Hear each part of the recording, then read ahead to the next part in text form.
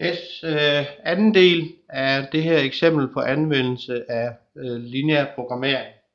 I første del, der fandt vi ud for oplysninger, at vi havde det her kapacitetsområde. Jeg har så også lige skrevet på, at x er større end lige med 0, og y er større end lige med 0. Og det skyldes jo x, det er jo antal af kasse A, og y er antal af kasse B. Og det kan selvfølgelig ikke være negativt. Så det første vi skal have gjort her, det er, at vi skal have tegnet det her kapacitetsområde. Og det vil sige, at så er det vigtigt for os lige at få isoleret y i ulighederne. Så hvis jeg tager den første ulighed, der står 6 gange x plus 12 gange y er mindre end lige med 240. Så 6x, ledet her, hvor der står 6 gange x, trækker jeg over på den anden side, så får jeg jo minus 6x.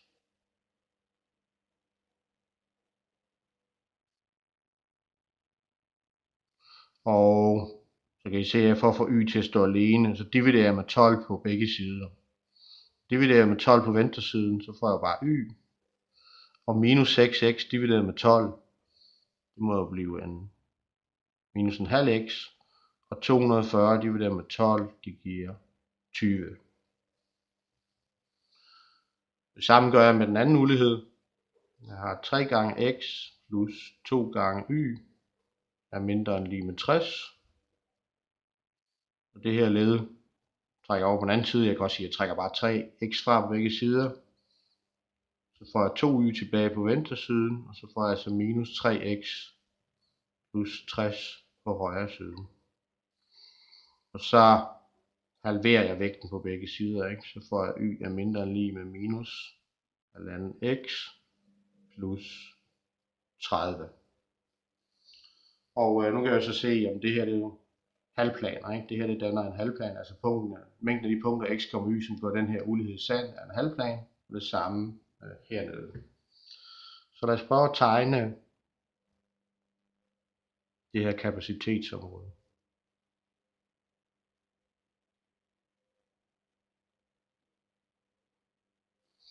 Lad os sige, at det her det er 10, 20, 30, 10, 20, 30 og 40. Så kommer den første linje her, minus en halv gang x plus 20. Det kommer jo her.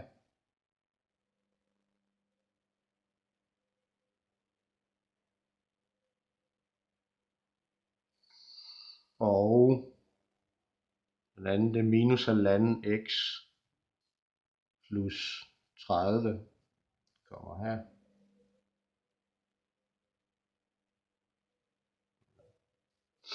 Og den første, den her 6 og 12 her, den kom jo fra volumen. Og det her kan man sådan set sige, at det her det er volumenlinjen. Hvor den anden, der kom her, det var vægten. Så kan vi så se, at vores kapacitetsområde, det bliver det område, som ligger under begge linjer, og så hvor x og y er positive. Så vores kapacitetsområde, det bliver faktisk det område, der ligger her.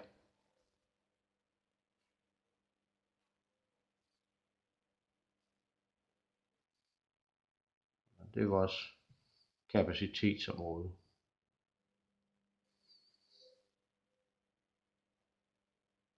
Altså det område, hvor jeg både har volumenmæssig og vægtmæssig kapacitet til at køre med varerne. For eksempel kan vi se herude, hvis jeg for eksempel befinder mig i det her område, så er jeg under volumen, det vil sige jeg har volumenmæssig kapacitet til at køre med varerne, men jeg overskrider vægten. Vægten er for høj her. Omvendt, hvis jeg går på det her område, så vægtmæssigt, der kan cyklen godt cykle med det, men de fylder for meget med pakkerne. Hvorimod i det her område, der kan I se, at der er både vægtmæssig og volumenmæssig kapacitet til at køre med varerne. Så sådan ser kapacitetsområdet ud. Og så kommer jo så den her fortjenestefunktion ind i billedet, ikke? Fordi at den samlede fortjeneste,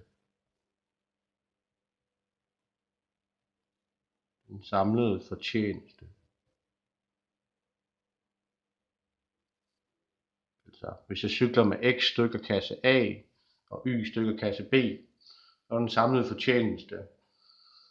Det her er lige visket ud. Jeg skal lige se.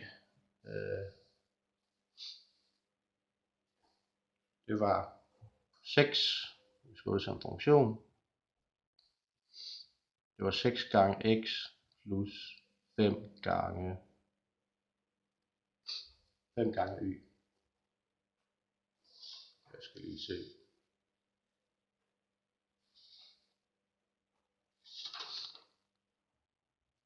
Yes.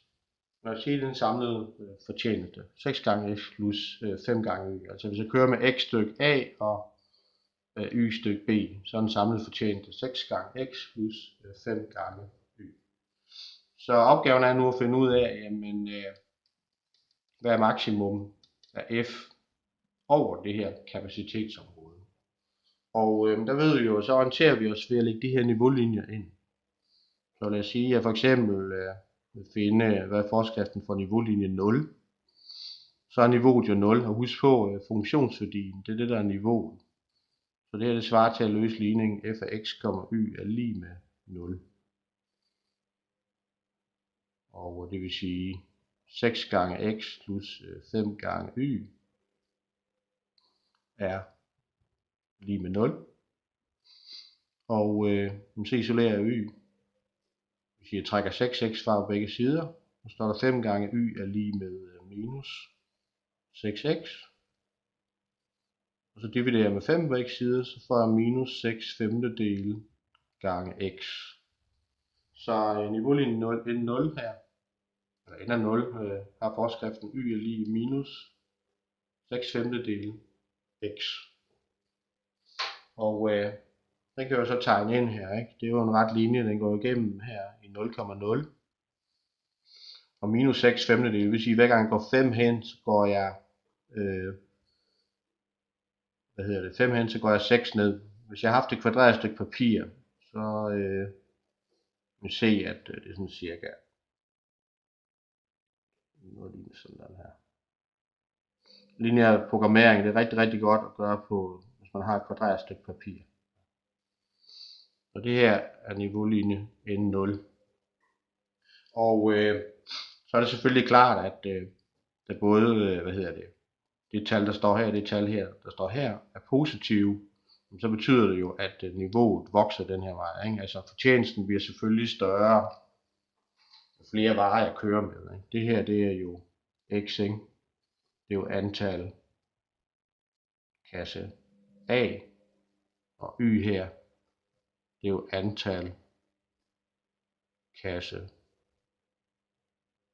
B. Jo flere kasser jeg kører med, jo større fortjeneste selvfølgelig. Så niveauet stiger den her vej. Og så er det sådan set bare at forskyde, ikke? Eller jeg siger, når man ligner programmering, så forestiller jeg mig tit, at jamen, lad os forestille os hele glaspladen af en mark. Vi hænger op i en luftballon og kigger ned på marken. Og nede på den her mark, der er der en indhegning. Og så vil jeg gerne finde ud af, hvor findes det højeste punkt på den her indhegning. Og I kan se, alle de personer, der står nede på jorden på den her linje, befinder sig i højden 0 eller niveauet 0. Og så ved vi, at jo længere jeg bevæger mig den her vej heroppe, jo højere kommer jeg op. Så det højeste punkt på marken eller indhegning, det må være det sidste punkt, jeg møder, hvis jeg parallelt forskyder linjen. Det vil sige, det må være her, ikke? Max her. Så det vi skal have fundet ud af, det er, jamen, hvad er koordinatsættet til det der punkt.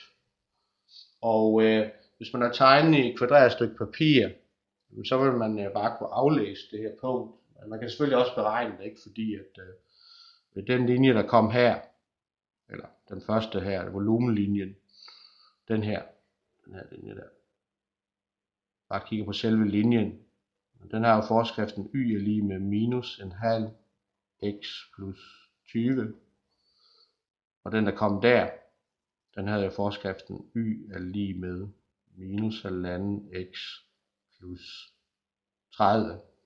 Og der kan vi se, at det punkt der, det er jo netop skæringspunktet mellem den der linje og den der linje. Det vil sige, at jeg kan bare regne skæringspunktet ud.